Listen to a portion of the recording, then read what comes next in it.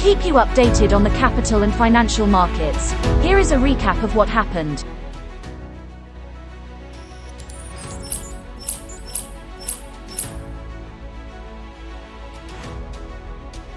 Malaysia plans fiscal responsibility legislation by end 2022. Malaysia's Finance Ministry plans to introduce a fiscal responsibility bill to ensure the nation has enough resources to implement reforms that meet with its environmental, social and governance agenda. The legislation, which will be introduced in Parliament by the end of the year, will be guided by principles such as a broader revenue base and statutory debt limits, Finance Minister Tengku Zafrul Aziz says in a weekly financial report posted on the ministry's website. Last year, Malaysia set a goal to become carbon neutral by 2050. Singapore Bourse and accounting body form panel to advise on sustainability reporting.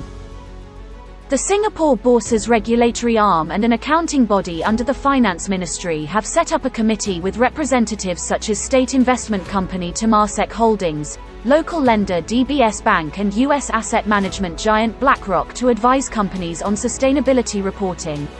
The committee will provide input on international sustainability reporting standards for implementation in the city-state, Singapore Exchange Regulation and the Accounting and Corporate Regulatory Authority say in a statement on the 21st of June.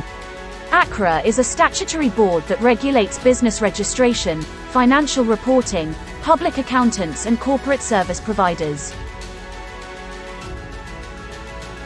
China fund industry pay guidelines seem to address brain drain.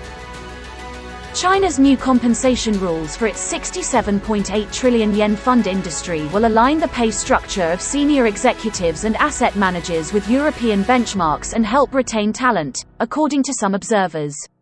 The Quasi-Government Asset Management Association of China on 10 June issued guidelines aimed at encouraging the fund management industry to establish a comprehensive talent retention mechanism that also reduces financial risk. FIMM sharpens its focus on financial education.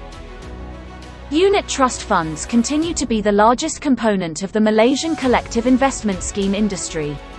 During the pandemic, the FIMM saw a surge in the number of new consultants. There were about 8,000 new consultants.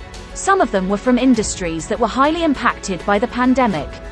Such interest in learning more about the unit trust industry is evident by the high number of aspiring consultant candidates, where we had 18,000 candidates registering for our examinations in 2021, said FIMM CEO Kalian Leong.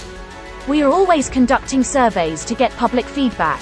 Currently, we have an ongoing project called Project Years, which is a 3-year plan that was drawn up to enhance industry education methods and augment investor protection mechanisms to serve the industry better. Norway announces 50 basis point hike to interest rates, largest for 20 years. Norway's central bank announced a 50 basis point hike to its benchmark interest rate on Thursday, the country's largest single increase since 2002.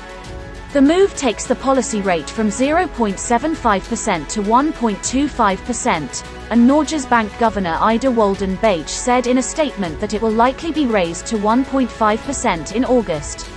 The bank's Monetary Policy and Financial Stability Committee voted unanimously in favor of the rate rise, which was double the level broadly expected by economists. FIMM is inviting all consultants to share their views through the 2022 consultant survey between the 1st to 30th June. The first 1,000 consultants may be entitled to e-vouchers worth up to 50 ringgit. Terms and conditions apply. For more information, visit fimm.com.my.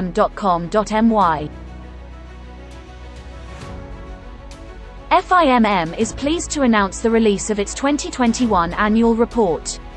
Visit fimm.com.my to download a digital copy.